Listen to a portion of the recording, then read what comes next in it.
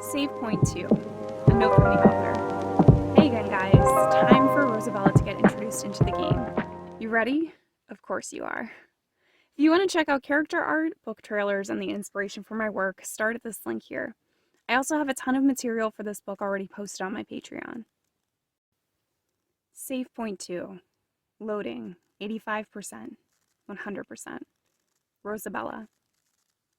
The apartment is dark now. Enormous shadows claw up the nearly bare walls, flickering there from a knocked-over lamp, now smashed on the floor.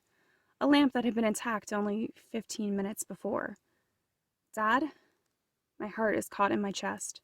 Truth be told, even after so frequently wishing for it, I haven't often been alone, and the feeling creeps down my throat like an engulfing and expanding snake. And the fear of if I'm not alone lurks there too. Curtains swish near the open window behind the couch. I spin around, barely daring to breathe, but it's the breeze outside. There's Dad's book overturned on the floor by the sofa, and the tangled mess of wires for my Xbox controller. Like he dropped the tome in a rush? I reach for it, feeling the fabric of the old spine under my fingers. He never did anything erratic. Surely he would have left a note. And that lamp didn't knock over itself. My breath hitches. Dad taught me to be observant, and I am. I noticed a dark reflection in the floor mirror propped decoratively in the corner. A black boot that I've never seen before. Oh, and there's a leg in that boot. I don't give away the sheer panic on my face as I rise to upright slowly, the book still clenched between my fingers. I bite the inside of my cheek, tasting blood with the intensity I'm clamping down, and I look for exits. Dad always said to run, not fight. He'd always cryptically lectured me that if anything ever happened to him, I should run and never look back the window. Thank God it's open. I shoot a quick glance at the shadow in the mirror. Whoever is standing there is concealed just behind the kitchen wall. What if it's Dad? Dad? I call once more, a last, desperate plea. But somewhere along the line, I miscalculated. Because a gloved hand clamps over my mouth from behind. No! Adrenaline kicks in. I slam the book towards the attacker's head. I hear a muffled grunt and a thud as the book hits the floor. I throw off their tightening fingers and I lunge for the window.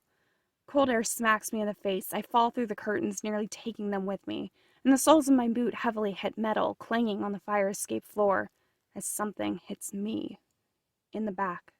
A pinprick of pain exploding, even through my thick jacket. Dazed, I reach my arm around, my fingers fumbling and recognizing a metal cylinder sticking out of the back of my coat. I pull it out, turning it over in my hand and blinking at it, there, in the dark, on the dimly lit fire escape. A dart?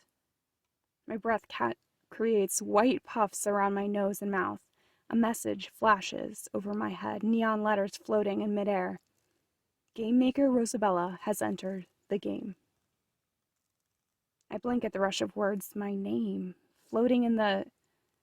A red bar appears next to it, inching downward as my back pulses.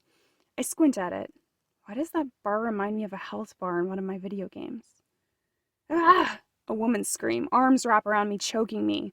I kick against the hold, yelling as I break free and hit my knee hard on the steel with a clanging noise. But I'm up to my feet almost instantly, ducking under the bar that pops up, now lower than before. My feet banging down the stairs, my breath heaving in my lungs. I slip through the bars at the very end, shaking my head at the look of the drop to the top of a parked car below, and I hold my breath and ease down, putting all the weight on my straining biceps. With a grunt, I land, my boots crashing into the steel roof of the minivan. I did it! I made the jump. My brief celebration is met with wheezing breaths which rake through my body and a desperate hope that random assassin, creepy break into our apartment girl doesn't follow.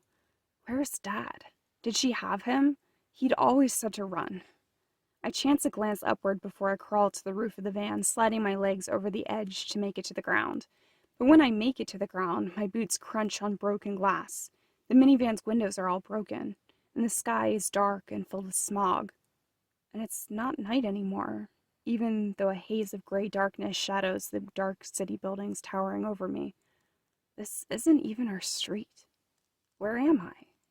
A megaphone screeches to life in the distance. Stay where you are, and this man will not get hurt. a male voice seeming to echo from all sides, and a male picture. A screen midair buzzes to life before me as I blink at it. It's a picture of Dad. A note from the author.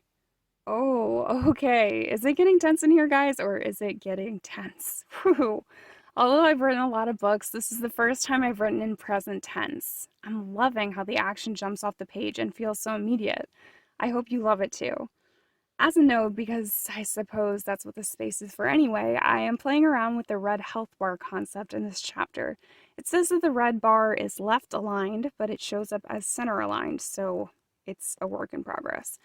I'd like to have that as a visual rather than a percentage or number, as I'll have those show up in a quick minute here for other indicators. Just a note. Follow the story to keep up with the daily updates and favorite it because, well, why not if you're enjoying? I'd love a comment too. Drop anything, even if it's just a, hi, I'm here reading. Hope you have a great day and check out my Patreon because I'm posting all this bonus material on there for someone.